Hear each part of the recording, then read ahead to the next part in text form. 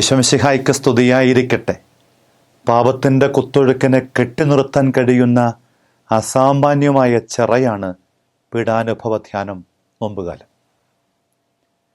പാപം എന്നെയും നിങ്ങളെയും വല്ലാതെ കാലത്തിൻ്റെ കെണിയിലേക്ക് കൂട്ടിക്കൊണ്ടുപോകുന്നുണ്ട്.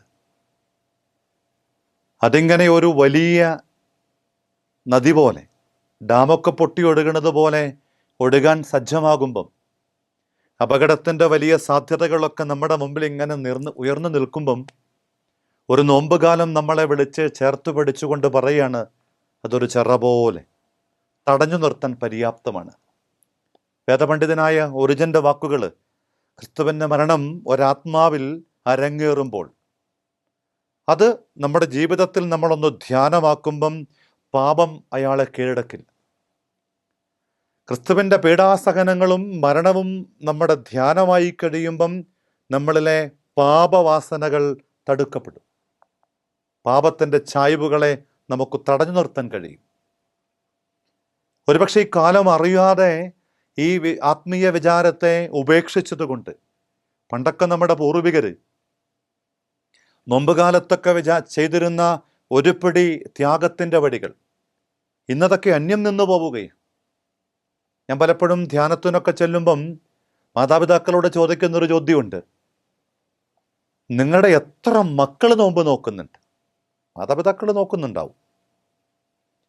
നമ്മുടെ മുൻഗാമികളായ നമ്മുടെ പഴയ തലമുറ നോമ്പ് നോക്കുകയും നമ്മെ അതിന് പരിശീലിപ്പിക്കുകയും ഒക്കെ ചെയ്തു കടന്നുപോയിരുന്നു. ഇന്ന് മാതാപിതാക്കൾ അത്തരം വഴികളൊക്കെ സ്വീകരിക്കുമ്പോഴും മക്കൾ അത്തരം വഴികൾ സ്വീകരിക്കുന്നില്ല. ചിന്തിക്കാൻ പോലും കഴിയാത്ത വിധം മക്കളുടെ ജീവിതം കോവിഡാനന്തരം വലിയ പാപത്തിൻ്റെ ബന്ധനങ്ങളുടെ വഴിയിലൂടെ കടന്നു പോവുകയാണ്.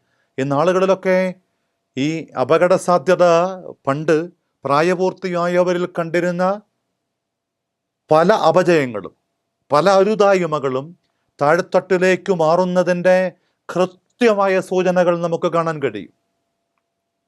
10ാം ക്ലാസിൻ്റെ സെൻറ് ഓഫിൽ പോലും മരണത്തോളം എത്തുന്ന ശത്രുതയിലേക്ക്, ഒരാളെ കൊല്ലാൻ മാത്രം ശത്രുതയിലേക്ക്.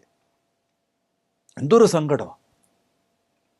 ഒറ്റ കാരണമേ ഉള്ളൂ, പാപത്തിൻ്റെ കുത്തൊഴുക്കിനെ തടുക്കാൻ കഴിയുന്ന ആത്മീയതയുടെ, നോമ്പിൻ്റെ, പരിത്യാഗത്തിൻ്റെ, പീഡാസഹന ധ്യാനത്തിൻ്റെ ചിറകെട്ടാനായിട്ട് നോമ്പിൽ പോലും നമ്മൾ തയ്യാറാവുന്നില്ല. ആത്മീയപിതാക്കന്മാർ അതുകൊണ്ട് തന്നെ ആവർത്തിച്ചു പറയും, ഒരു ഡാം ഉണ്ടാകണമെങ്കിൽ അതിൻ്റെ പുറകിൽ ഇത്തരം ചില തടഞ്ഞു നിർത്തലുകളൊക്കെ ആവശ്യമുണ്ട്. ഇടുക്കി ഡാമും വയനാട്ടിലെ ബാണാസുര ഡാമും ഒക്കെ നമ്മൾ പണിതപ്പം ചില കുടിയിറക്കലുകളൊക്കെ ഉണ്ടായി, ചില ആളുകളെയൊക്കെ ഒഴിപ്പിക്കേണ്ടി വന്നു. ഇതെല്ലാം സംഭവിക്കുമ്പോഴും ഒരു കാര്യം നാം മനസ്സിൽ മായാതെ കുറിച്ചിടണം, ഈ പാപത്തിൻ്റെ കുത്തൊഴുക്കിനെ തടയാൻ പര്യാപ്തമാകുന്ന ഒരു കാലമാണ് നോമ്പുകാലം. ശ്രദ്ധയോടുകൂടെ ജാഗ്രതയോടുകൂടിയിട്ട് ഈ തടയണ കെട്ടുന്ന ആത്മീയ കർമ്മങ്ങൾ, നോമ്പിൻ്റെ, പരിത്യാഗത്തിൻ്റെ, പ്രാർത്ഥനയുടെ, ദാനധർമ്മത്തിൻ്റെ വഴികളെ ഇതിനോട് ചേർത്ത് പിടിച്ച് ഇതിനെ കുറേയും കൂടെ ഉറപ്പുള്ളതും കരുത്തുറ്റതുമാക്കാൻ ഈ നോമ്പിലൂടെ നമുക്കാകണം. ആകുമ്പോഴേ ഈ നോമ്പുകാലം അനുഗ്രഹമായി മാറും. പാപത്തോട് സർപ്പത്തിൽ നിന്ന പോലെ അകലം പാലിക്കാൻ നമ്മെ കരുത്തുറ്റവരാക്കി മാറ്റൂ. നമ്മുടെ കർത്താവ് ഈശോ മിശിഹായുടെ കൃപയും പിതാവായ ദൈവത്തിൻ്റെ സ്നേഹവും പരിശുദ്ധാത്മാവിൻ്റെ സഹവാസവും പാപത്തിൻ്റെ കുത്തൊഴുക്കിനെ പീഡാസഹന ധ്യാനം കൊണ്ട് കെട്ടിത്തടുക്കാൻ സഹായിക്കുന്ന ശക്തിയിലേക്ക് നമ്മെ കൊണ്ടു നടക്കട്ടെ, ഇപ്പോഴും എപ്പോഴും എന്നേക്കും. ആമീൻ. ഈശോ മിശിഹായ്ക്ക് സ്തുതിയായിരിക്കട്ടെ.